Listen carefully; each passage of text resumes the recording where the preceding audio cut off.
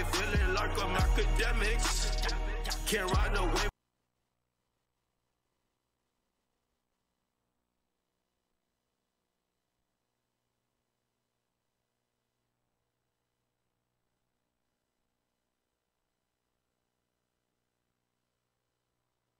What prosecutors are arguing is not only does your client pose a flight risk, because obviously he's incredibly wealthy, has access to planes and a lot of staff, even though you said he turned over his passport to you months ago, they were also worried about him being able to interfere with witnesses and calling them. And so I guess the question is, how do you assure the court that that won't happen if prosecutors are saying this is someone who's attempted to bribe security staff and has already threatened and interfered with witnesses? So I think the most important thing, even more important than the passport, is that Mr. Combs came to New York on September 5th. As soon as we realized that this indictment was going to be coming down in a matter of weeks, maybe months, but sometime soon, Mr. Combs got on a plane, left his home in Florida, flew to New York. I called the prosecutors myself. I said, Mr. Combs is in New York. Do you want to know where he is? If you want to know where he is, I'll tell you where he is. But he wants to surrender. He's here to surrender. They didn't want him to surrender because if he surrenders, they don't get to tell the judge that he's a flight risk and he's a danger. Because who, as a danger and a flight risk, would fly to New York and surrender? So they didn't want him to surrender. So since September 5th, you had known, you expected it was likely he was going to formally face charges. So I really knew he was formally going to face charges on March 25th, the day of the searches. When Homeland Security searched his Los Angeles home, his Miami home, and his airplane, I knew that day by looking at the search warrants. I mean, I've been doing this for a while. This is not my first or 100th rodeo, that this was going to come as a matter of time. What I realized in early September is that it was coming soon. And so it was time for Mr. Combs to come to New York, which he did. And let me just point out one very important thing. The prosecutors are seizing on something that happened 8 years ago. You know, this video that we've all seen, and it's a bad video for Mr. Combs, and he said so himself when he gave his apology. This is 8 years ago, and the prosecutors are talking about him bribing a hotel security worker. There was no criminal investigation. This was just a matter of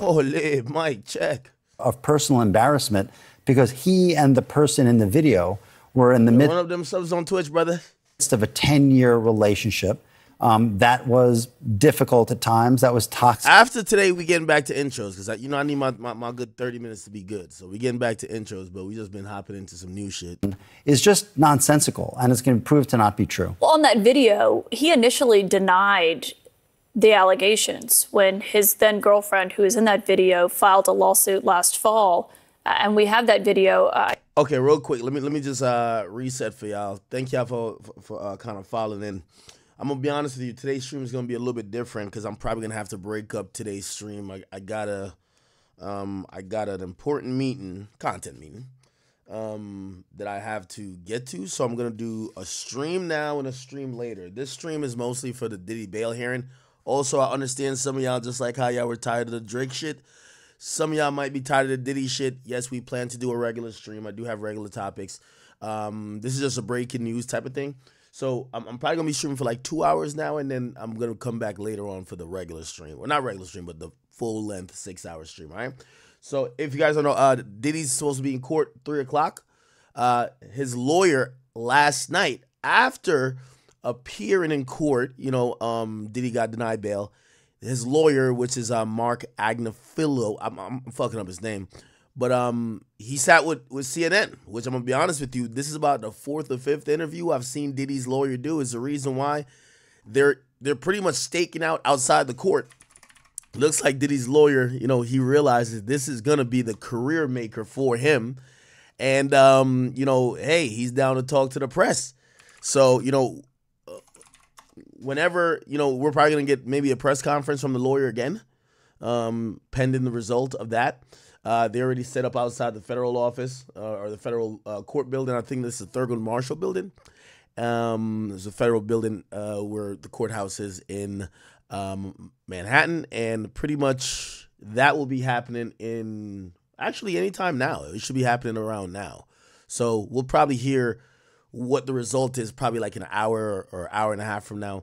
Regardless, yeah, I wanted to play you guys this interview from Diddy's lawyer last night. Secondly, couple things has changed. You know, remember the first judge, I think I try to explain the whole court system as best as I know it to you guys pretty well. The first judge is a magistrate judge. It's like an intake judge. Like, they get all the cases that for fresh indictments or charges. They look at it. Of course, they could grant bail. Now, if it's some crazy shit, you killed 3 people, a lot of times they're going to say no, right? If you robbed a store, they'll probably just give you a bail. But if they do deny a bail, you usually wait till you get to your district judge, which that's the person who's district or circuit judge, and that's the person who's going to be tied to that case and is going to have a deeper understanding of what's going on. Okay, so the district judge in this case is the Andrew dude, the black dude I showed y'all yesterday. He's about to rule today. So they're back in court, but I wanted to play you this video from the lawyer real quick.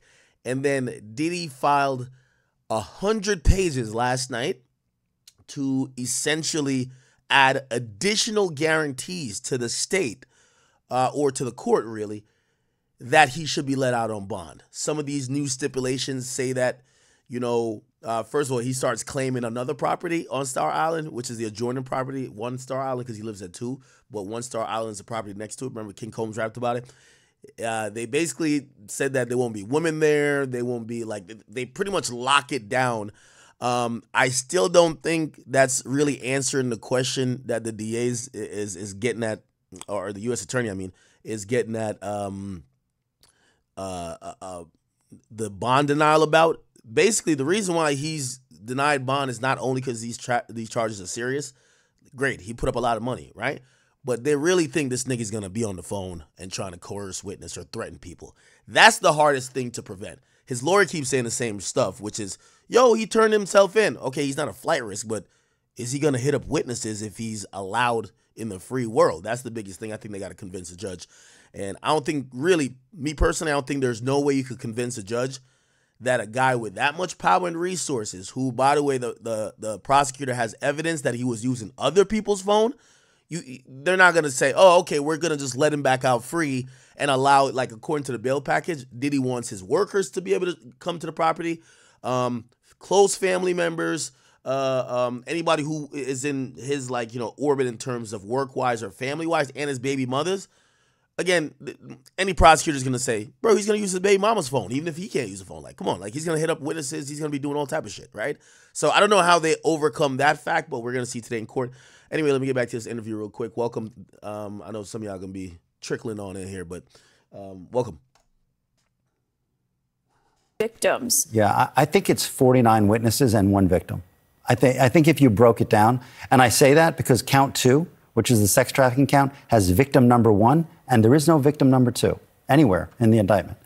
So you're saying that there are not other women, because what they were essentially arguing here is obviously that's Diddy's lawyer, who's probably getting tens of millions. Shit, if he pulls, this is going to be pulling a rabbit out of a hat if they take it to trial.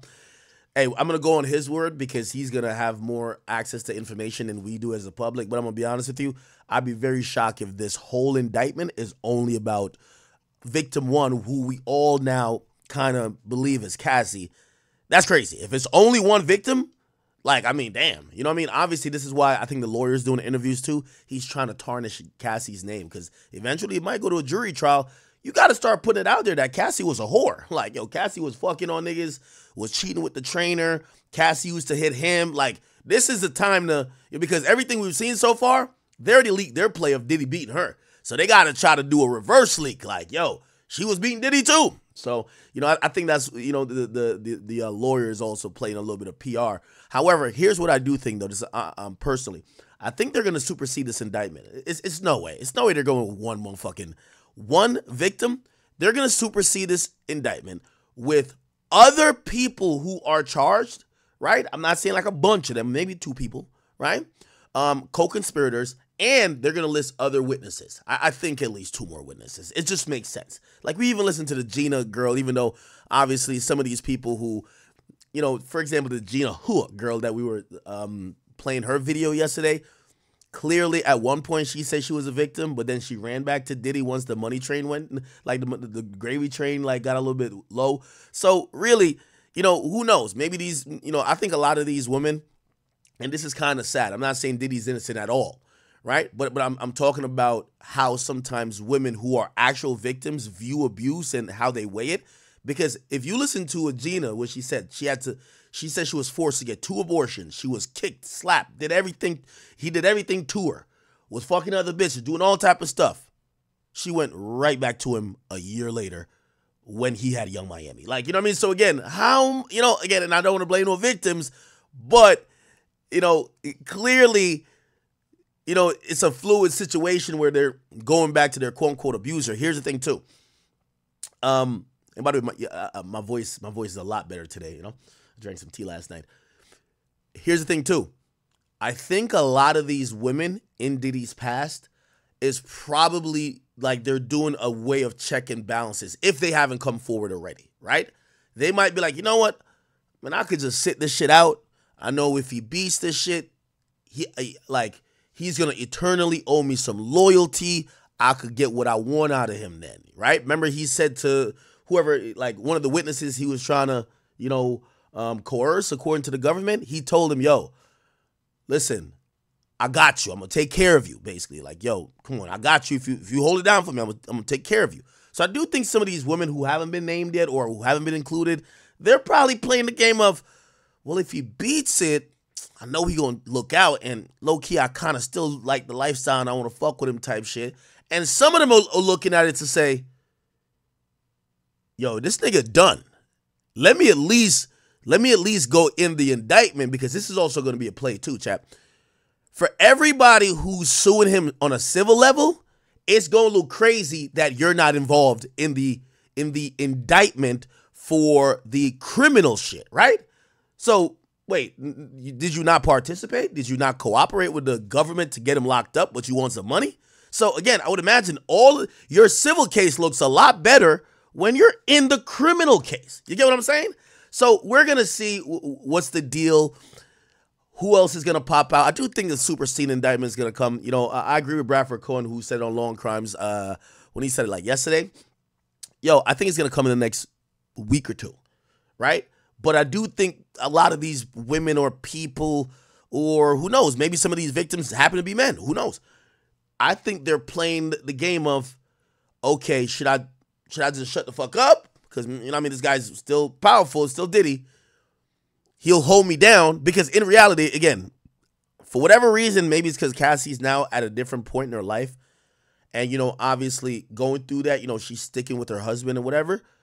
Like, you know, to show, like, she got to go hard to get that nigga locked up, right? She's not that type of person. Also, you could imagine her husband looking at her like, wait, you was into fucking 50 niggas? No, I wasn't. Diddy was making me do the fuck. Like, okay, cool. Well, put that nigga in jail. So she's going through with it.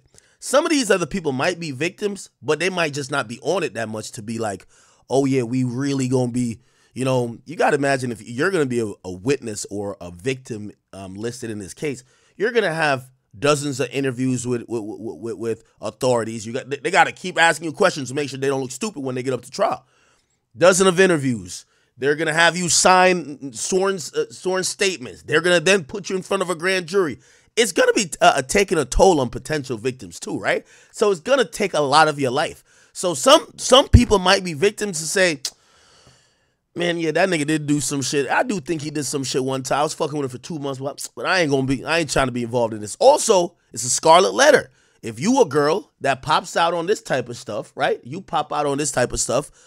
Like, again, cool, you get paid or not get paid. If you file a civil lawsuit, maybe you get paid. But now the industry gonna look at you like, you know how it's gonna be. Like, niggas might be like, man, I ain't fucking with that girl, man. Like, that's the girl who brought Diddy down type shit. Like, not that she doing nothing wrong, but it's just like, you know, people historically and culturally don't like whistleblowers. You get what I'm saying? So, you know, I think there are probably other victims, and I just personally think superseding indictment, 2 more conspirators, co-conspirators, and we're going to see at least 2 more victims. That's what I think. Definitely 2 more victims, if you ask me, but what do I know? Let's listen to Diddy's lawyer. Also, by the way, damn, this is outside of court right now. We're waiting, by the way, if you don't know, we're waiting for the bail hearing. We are set up to see what's going on in the bail hearing for Diddy. This is the appeal bail hearing with District Judge Andrew Lamar Carter. It's a black brother. By the way, keep in mind, here's also the interesting thing. You know when these great men or moguls go down, it'll be like, yo, damn, Bill Cosby was just about to buy, what was he about to buy? Viacom or CBS or whatever. Well, here's the thing about this. With Diddy, well, first of all, is Cassie black? I don't know if Cassie black. But anyway, well, supposedly she's like half black, ain't he? I don't know. Anyway, Diddy, black man, the AUSA, right? The assistant U.S. attorney that has taken him down is Damian Williams, a black man. And the judge that's going to be presiding over the case, a black man. There's all black people involved except for his lawyer. So Diddy, black defendant, the AUSA, black man, and also the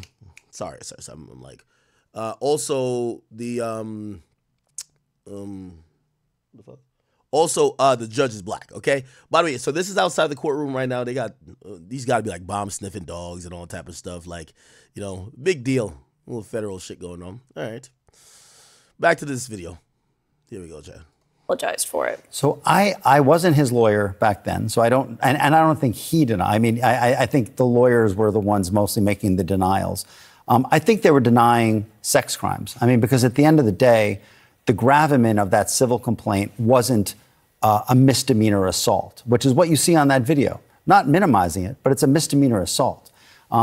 What the gravamen of the complaint was sex crimes, and he denied that, and he still does. Well, and you're saying that this is all just about that one relationship, but when you read through the indictment, they say that there's not just one victim. They say there's multiple victims here today. And what I heard described was they said they have 50 witnesses or victims. Yeah, I think it's 49 witnesses and one victim. I think if you broke it down, and I say that because count 2, which is the sex trafficking count, has victim number 1, and there is no victim number 2 anywhere in the indictment. So you're saying that there are not other women because... Positive, but I actually pulled some other documents from this court case. I could actually put it up on here. I believe Diddy might have waived his right for a speedy trial. Let me look. He might have waived his right for a speedy trial. Here's the document. I got it right here. And the reason why that's important, give me 1 second. You see, did he waive it? So this is like from the first appearance. Here we go. He's arraigned. He pled not guilty. They're gonna have a conference on 9/24. Speedy trial time. Okay, actually, it looks like he's electing for a speedy trial. Now, what that's gonna do though, and this is what I'm saying. We're listening to this attorney, which is Diddy's attorney. I'm telling you, he's getting the bag. He's speaking, and unless he's like playing games with the media and us, which, obviously maybe he's not going to reveal his whole hand, but why this isn't a part of a strategy. This is allegations. Makes no sense to hide it. He claims he only knows of one victim. Again, he still doesn't have the majority of the information because he doesn't have discovery. So discovery is going to be exactly what the state has. So, the electing for a speedy trial as well, he'll get discovery faster. But clearly, if we all read the indictment, look like he doesn't have any more information than we got, at least right now. So I would imagine right after they're done with this whole thing with, is Diddy going to be locked up for this whole duration, or at least locked up till the next bail appeal hearing, or will he be free? They're going to be pushing for definite discovery that they could see, okay, who's the cooperating witnesses, who's the people who flipped, who's this. They got to know where the holes are. Then they're going to have a meeting with Diddy and be like, yo, bro, your chef was snitching the whole time. Your chef's on the witness stand. Or your chef is someone who's giving sworn statements. Bruv, would you tell the chef? You get what I'm saying? But bigger than that, probably, you'll figure out if there's any other victims, right? Again, I think people are really saying, damn, if it's only one victim, why could, obviously, I guess maybe it couldn't be done in state court because all of these acts, he was bringing her from L.A. to New York to Florida. So obviously that's this definition of like some federal shit. But a RICO based around one victim, right? Well, one victim for sex trafficking, right? Obviously, Kid Cudi could potentially be a victim. By the way, they're probably going to subpoena that nigga Kid Cudi. You got to be up there to understand. Anyway, I said that to say clearly, without discovery, even Diddy's lawyer doesn't know too much at this time, so he's assuming, and they didn't name the victims at all. So he's going to later talk about Cassie, but Cassie has not been named by the prosecutor, even though all the acts that they describe of victim one matches Cassie.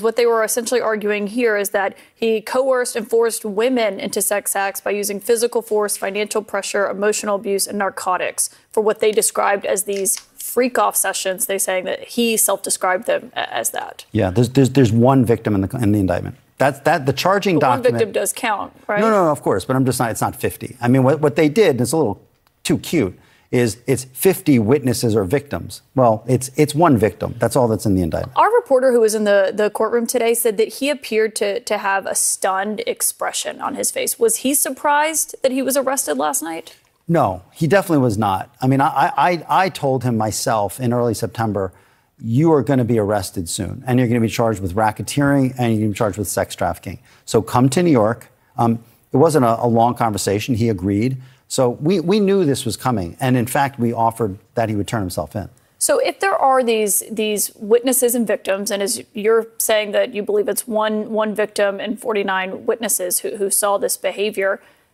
that's pretty powerful, though, to have that many people who have, if they go to court and argue that they witnessed this behavior by your client. Well, what's your defense against that kind of So my defense is very well established. I interviewed myself the different men who were being brought sort of into Mr. Combs and this person's intimate situation. I've flown around the country. I've interviewed. Ooh. So he interviewed the men that were in the threesomes or the orgies or gangbangs, the Amtrak trains that were being ran on Cassie.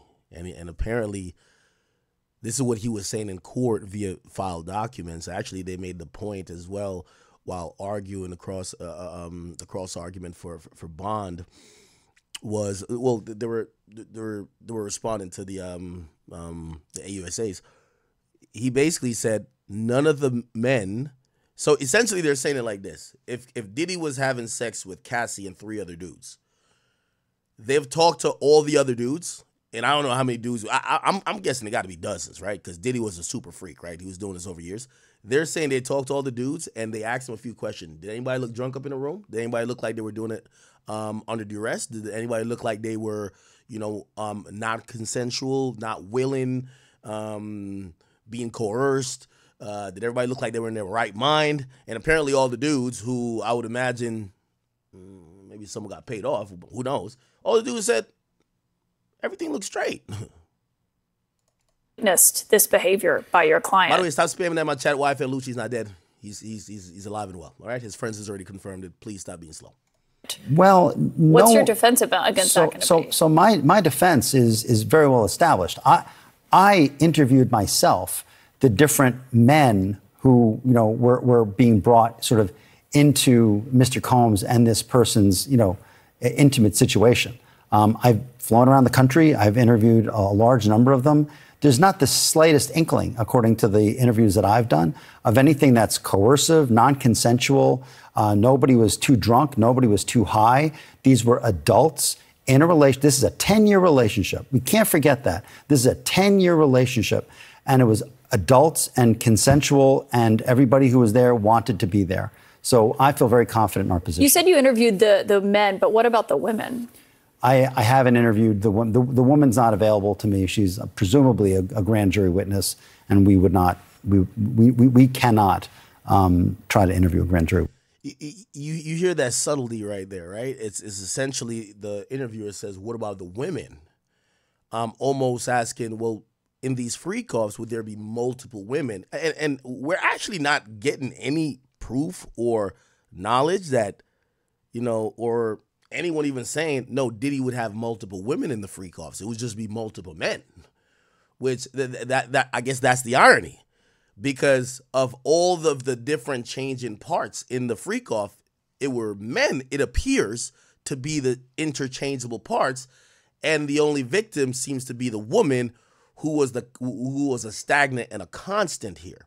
So that's kind of interesting. And so he clears it up. He's like, well, we can't talk to the woman because she's probably a witness or obviously a victim, right? Damn, what type of nigga is this, though? Witness.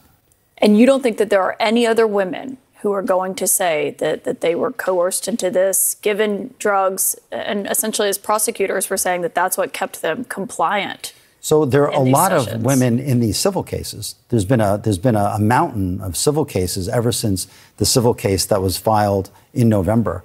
I don't see them as victims in the indictment. That's my point. And so when you talk about that video of Cassie Ventura, that was his then girlfriend, in the video, I mean, just when you saw that. By the way, this is, and I'm sorry for pausing all the time, but y'all used to it by now with me. This is going to be a very tough sell, people. You know, we're going to get to a Boosie setting. Clearly, for everybody who's watching, if you're tuning in, I'm not here to be, I'm not on Diddy's side. If I ever say anything that might be favored, I'm looking at this as a criminal case. That's it. It's, you know, say wind up and Millie killed his homies, allegedly. I try to give, well, maybe he didn't, and maybe he did, right? You know, this is not about like some moral, like, so y'all got to chill with this. I'm not shooting no bail for Diddy. So, again, if none of those people are involved, right, and if none of those other witnesses or victims, female victims, are involved in this indictment, it's only Cassie. I'm analyzing the strategy that this lawyer seems to.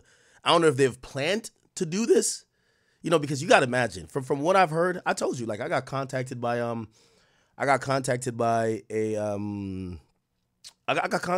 one of the investigators that Diddy hired.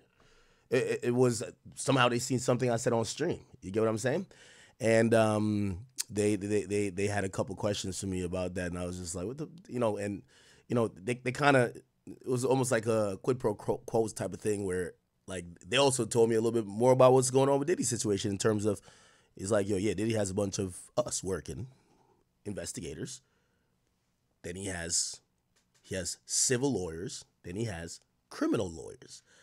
But it gave me like a breakdown of what his camp was like leading up to this moment, which means if it was all hands on deck and you have all these investigators who are, you know, making calls, trying to corroborate information, trying to figure out A, B, C, D, E, F, G, whatever,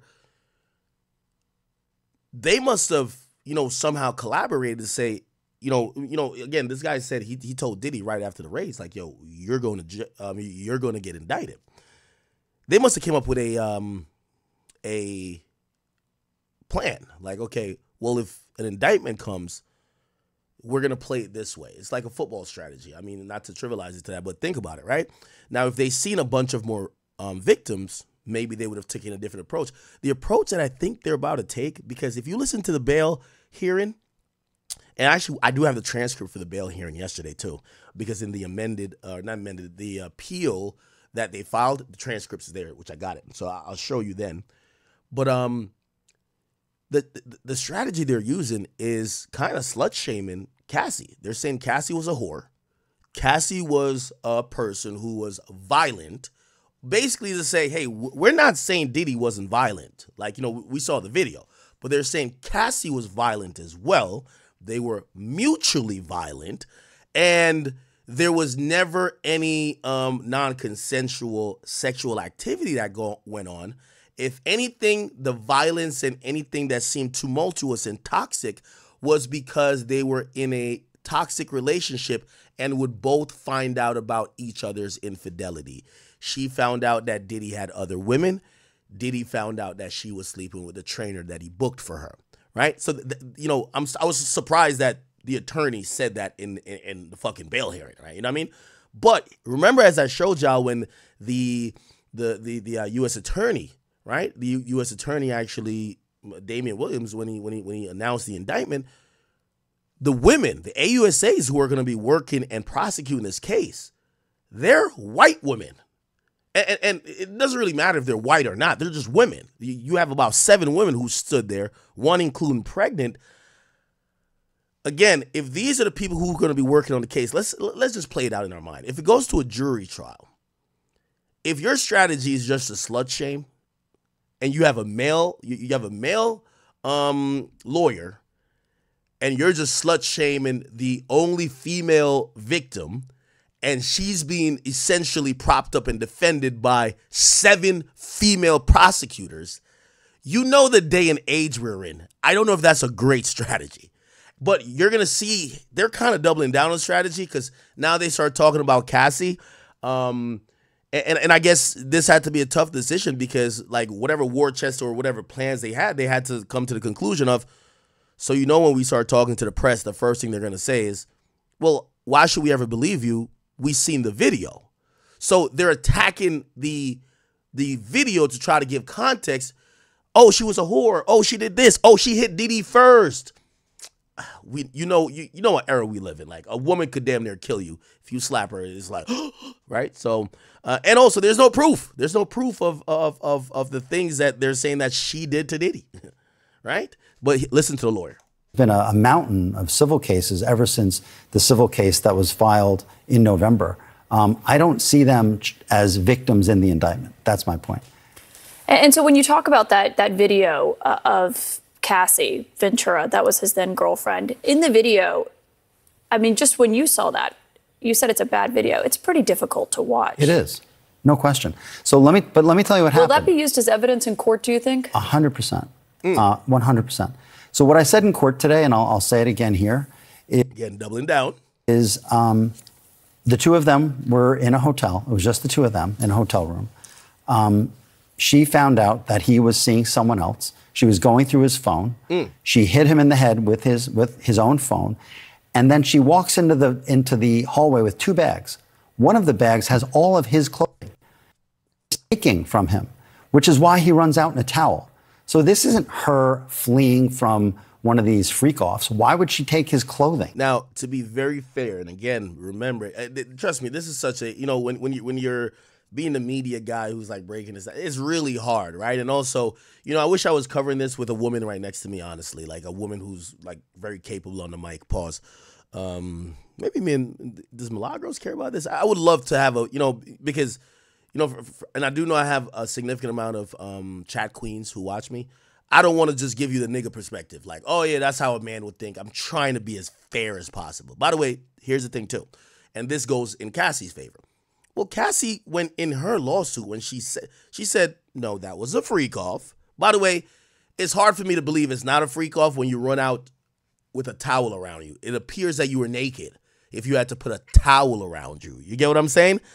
Okay, cool. Maybe you got out the shower, but her story with the freak off, right? Yeah, and she described, she said, even if she did take a bag that had his clothes, she was very adamant that this was during a freak off, right? Now, I don't know if this necessarily matters. When does the freak off start and when does it end? Because if they were just in a freak off the night before, Diddy's in the morning fucked up, and we've all been there, guys. Y'all know this. You've been there fucked up a little bit. You left your phone open. Anytime you ever got caught by your chick, y'all had a lit night, and you start looking at some shit on your phone, but you extra lit, you fall asleep, your phone open. That's kind of how it goes, right? That's when she finds it. That's when she turns up. So, again, Cassie's still considering that's the freak off. Y'all still in the freak off. Now, the lawyer for Diddy's not going to say, oh, that was a freak off. Right? Like, clearly, they're not going to, like, be that dumb. Like, oh, no, we were having a freak off. No, but the freak off ended at 8 o'clock and 10 o'clock. No. You get what I'm saying? So, yeah. I think Cassie has a point right here. That video is just so tough to defend. You know? She found out that he was seeing someone else. She was going through his phone. She hit him in the head with his own phone. And then she walks into the hallway with 2 bags. One of the bags has all of his clothing taken from him, which is why he runs out in a towel. So this isn't her fleeing from one of these freak-offs. Why would she take his clothing? That's not what it is. And when the evidence comes out, This is going to be completely different than the government's portrayed it. But on this video, and I just want to show that again now, how do you defend against allegations that he... This is another reason why I think it's an interesting decision and strategy to have your lawyer Dolo out there, not only doing these press conferences. Yeah, we haven't seen anything yet. No one's came out of court yet. It's very interesting to have your lawyer out there doing PR, actually having to do actual lawyer work. He's doing a lot. The reason being is when now you let him go on a CNN interview, these people are well-reputed journalists that know how to get the ratings and know how to get to whatever agenda they got. These people, you know, they interview the Trumps and the Bidens and Kamalas, you know. When they just throw the video up of the Diddy thing, you almost have to show your hands in. How do you defend that in court? But here's the thing. We saw the video already. We went through those weeks and months of saying Diddy's a piece of shit. He's already found guilty in the court of public opinion. I wonder with these interviews, wait, do you think you're going to like rewrite that story? But here's the thing. When you now present whatever you say to this question, it's almost, if the prosecutors are watching this, which they are, they know exactly how you're going to try to paint the video in court, right? So it's like, I don't know if trying to have a PR win means you should be showing your cards. Like, whatever you're going to answer to this video, answer to it in court. We already think he's a piece of shit for the video, but answer to it in court. Now, when you answer to it here, you just gave the prosecutor, you know, remember, you're the defendant counsel. You're supposed to be on defense. You're not supposed to be showing, hey, we're blitzing. Everybody's blitzing. Oh, are y'all blitzing? I bet we just throw it over the top. All right, touchdown. No, but that's kind of what is happening. He hit, kicked, and dragged women when he's on video hitting, kicking, and dragging a woman. Sure, he's not charged with hitting, kicking, and dragging a woman. He's charged with sex trafficking, and he didn't traffic anybody. But he's charged with a conspiracy here where he was using physical abuse, emotional abuse. Just really good. I see you in YouTube. You said they're getting ahead of it now. This video has already gone through the culture, the news cycle. The only way I think this could matter is if you're possibly thinking that Diddy has such bad press, that he's such a big celebrity figure, that you think if it goes to a jury trial, it might be tainted. They have seen this video. I would imagine if you get 12 people who know about the name P. Diddy before they get on the stand, you're not going to get 12 people who never heard of Diddy before they get in the jury box. If you get 12 people and let's say 8 of them knew who this guy was, even though I think all 12 are going to know who he is, I think of those 8, I think about 4 of them are going to be like, yeah, I seen that video on social media. So maybe that is to like trying to do some psyop to possible, you know, kind of balance out what maybe the potential jurors of this case is going to be consuming. And I get that. But still, you know, these are all things that I think you got to be trying to bat down in court, not on a news station website. Financial pressure, as prosecutors allege, to keep these women in his fold. Maybe just Cassie Ventura, but keeping these women in the fold. Cassie Ventura lived by herself. She had her own house. She had a family. She had a career. And he was seeing another woman at the time. He wasn't around a lot. She could have done whatever she wanted to do. All of these allegations of, I was forced, I was coerced, I had to stay, are nonsense. And it's going to be proven to be so. That video, in the indictment, it alleges that your client paid hotel staff $50,000 to make it disappear from the hotel surveillance system. Did he pay off the hotel staff? Not that I know of. I know that's an allegation. I don't know that is true. What I was concerned about when I heard about this allegation is whether there was an allegation that there was some sort of law enforcement investigation pending, because then that would be a crime. But there was none. And so this is not a crime. You said you're portraying this as adults who were at these events that wanted to be, I shouldn't even call them events. That's not certainly how anyone else would label it. I also want to say this, and I know from where I sit and,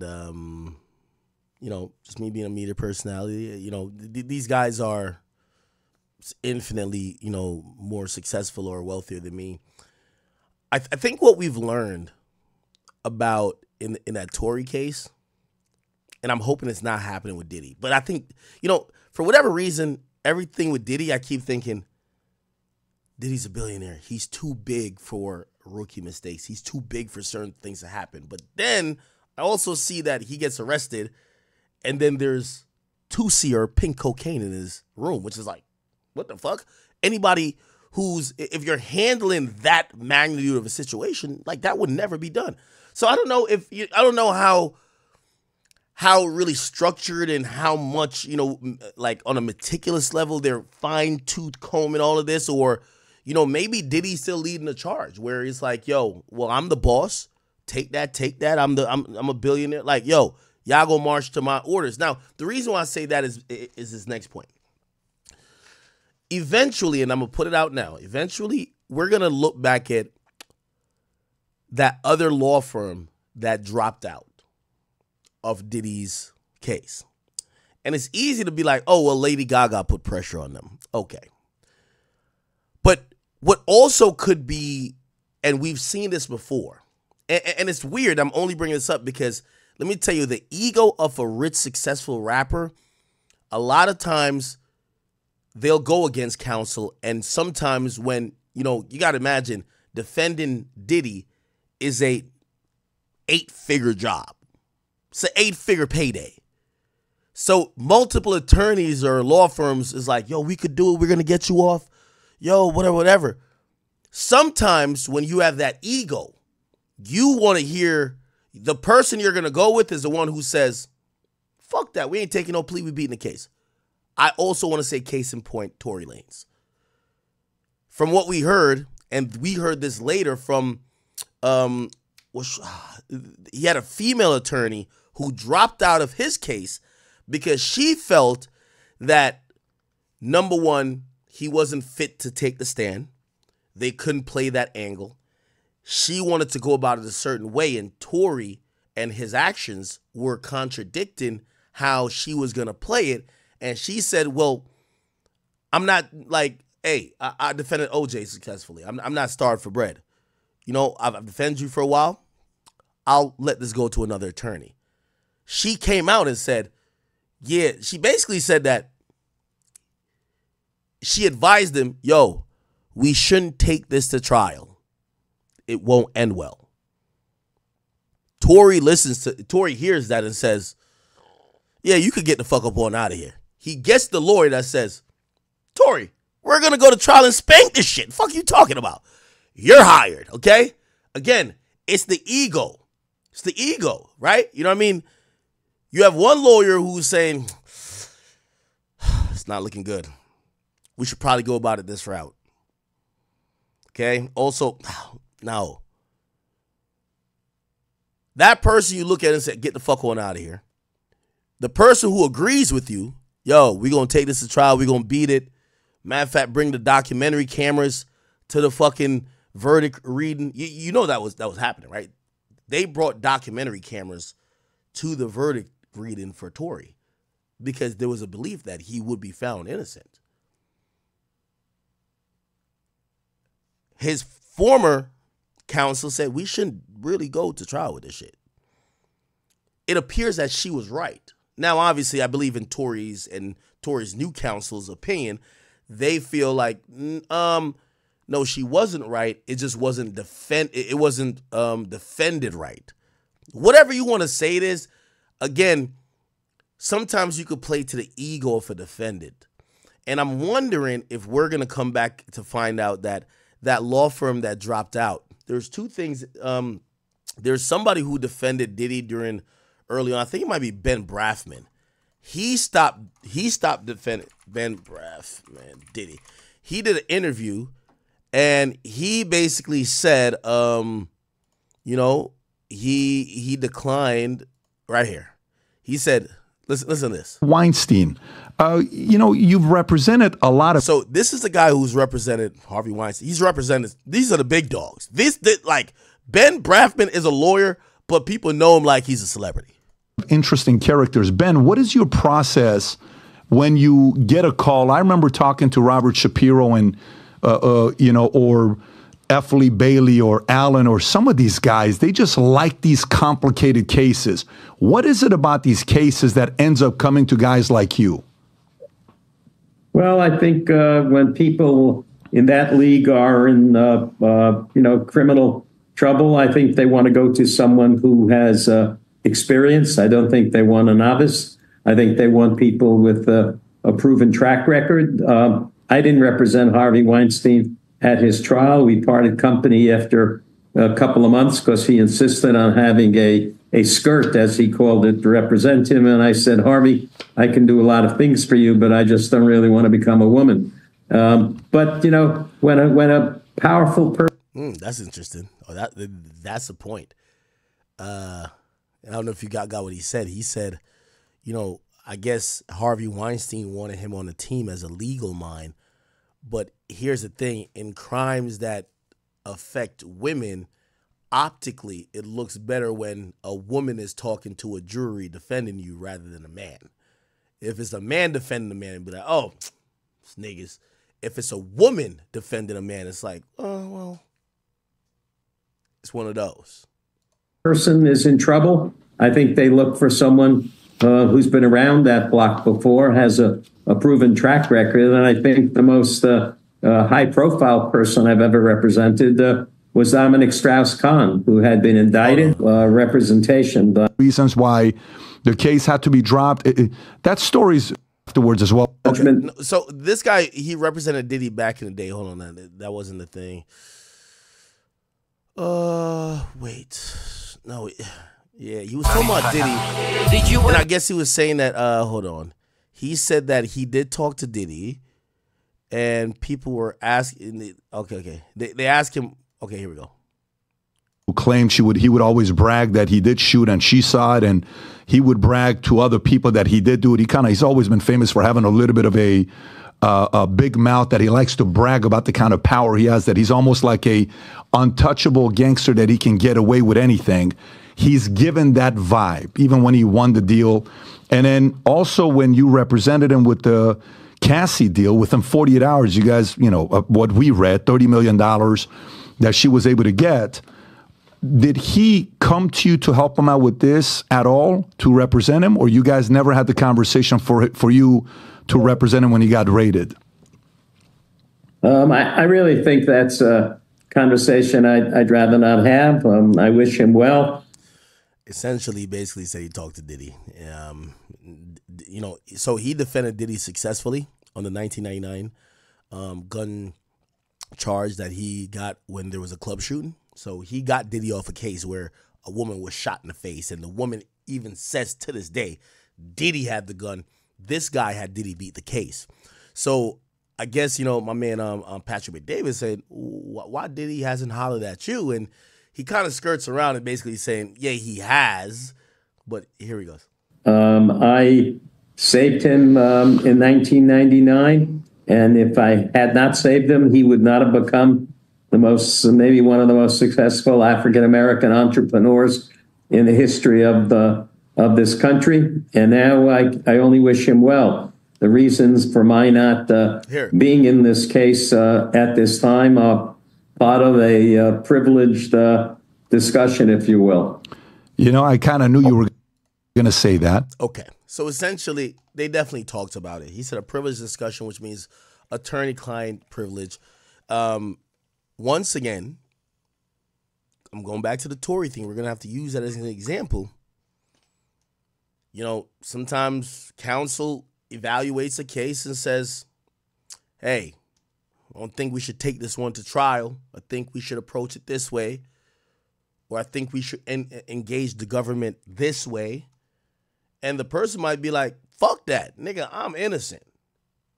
Now, here's the thing, and this is why you got to respect people like Ben Brafman, even the person who turned down or stepped off the Tory case. Because if a defendant is saying, hey, I'm down to gamble with my freedom. You're going to get paid regardless. Just tell me what I want to hear, and you're going to make some money. These are people who are so established that they're like, I don't want my name to be associated with an embarrassment. So I'm going to tell you what it's going to really be. And if you don't want me to continue, I'll take the loss. It's fine. But I don't want to be involved with the embarrassment. So Ben Brafman looked like he had a conversation with Diddy. I don't know what that conversation was like. Looked like they mutually agreed that it shouldn't continue, and that's why he was wishing him luck. Anyway, his lawyer now is here. But that they wanted to be there. But they also allege that they were recorded and essentially used as blackmail. Is that not true? That's not true. That's not true. How can you prove that when they have electronic evidence that, as they argue, over 90 cell phones, laptops, iCloud storage accounts, 30 electronic and storage devices, hard drives, thumb drives? Yeah. You're not worried about that? No, because if they had it, they would have put it in the indictment. And it's not in the indictment. When it comes to your client's credibility, I think people will look at what he said last fall. And it's not just his attorneys. I mean, he pays those attorneys. They're speaking on his behalf. They're the ones calling her claims baseless and ridiculous. And when you read the indictment today, they line up with what she alleged in that lawsuit last fall. If the claim is that he had unwanted sex with her, that claim is baseless. And it will be proven to be baseless when we have a trial. But the claim is obviously the conspiracy, the racketeering. It's much larger than just that, obviously, as you know. It is, but the government wants it to be. But count 2, which is the sex trafficking count, relates to one person and one person alone. All of this talk of dozens of victims and 50 witnesses, if they had that, if they really had it, it would be in the indictment. Okay. That's what that is. Okay. Let's pull this up real quickly. So this is the amended. This is the amended. Let's make sure this is right. That's the 17th. Here we go with the 18th. Okay, so now this is the well, not amended. This is the appeal bond package that has been submitted today in court. Okay. The date reflects, as you should look on your phone and see, September 18th. And essentially, it says basically a lot of the same things it says yesterday, but it changes a few things. Dear Judge Carter, obviously that's a new judge. Mr. Combs, through his counsel, submits his letter in lieu of formation motion of his release from custody on the proposed bail package below. As set forth below, the defendant's updated bail package, updated even from yesterday's filing, addresses both risk of flight, danger to the community, and reasonably ensures the defendant's return to court. Now, I'm going to stop here and just say this. I hate to predict this. Again, I don't have a horse in the race. I'm just trying to educate as an educated person, I believe. Just somebody with a mind. I'm just making a prediction. I don't think he's going to get bail. I don't think they think he's a flight risk. That's the biggest problem I'm seeing that Diddy's lawyers keep doing. They're saying, hey, obviously, did he get arrested because his plane came to New Jersey and he was 15 minutes away from the plane? Maybe. But there is way, if they put an ankle monitor on him, he's not making it to the fucking airport, the plane taking off, and they never know where he's. Come on, it's just not happening. So in reality, I don't think they think he's a flight risk, right? However, his lawyer keeps trying to prove that he's not a flight risk. That's not what the biggest reason why he won't get, in my estimation, I don't think he'll get bail today either. The reason why he won't get bail, in my estimation, is that he can't assure the government that he won't hit up witnesses, intimidate witnesses. It's the same reason why Young Thug don't get bail.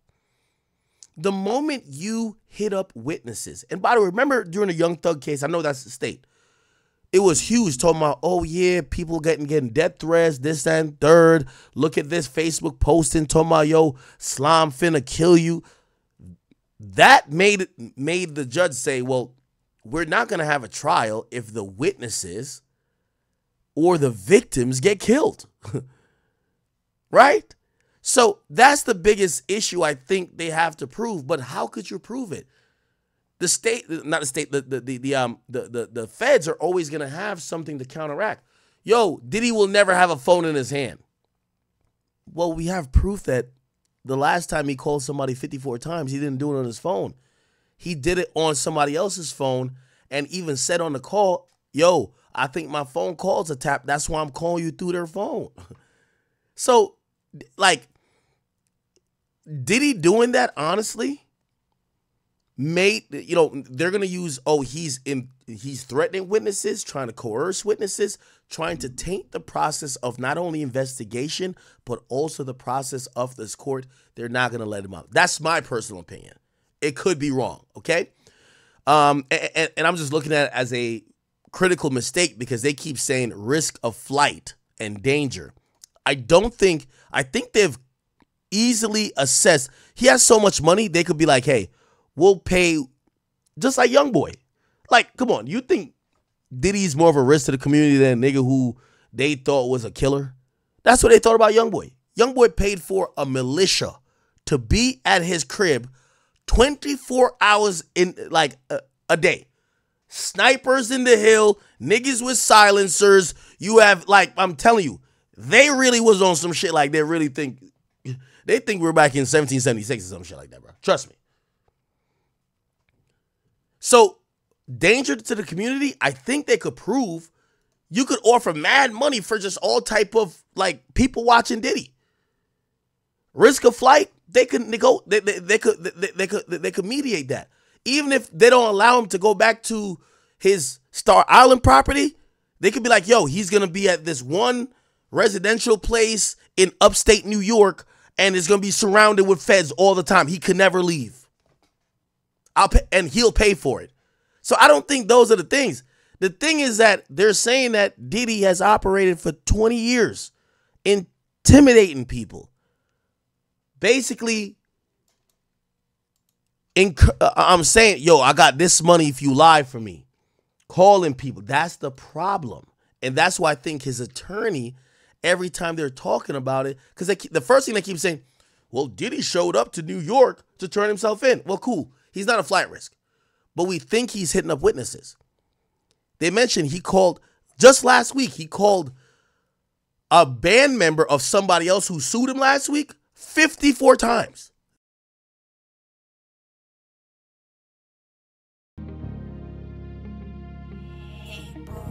Hardcore, shorty scam me like a barcode.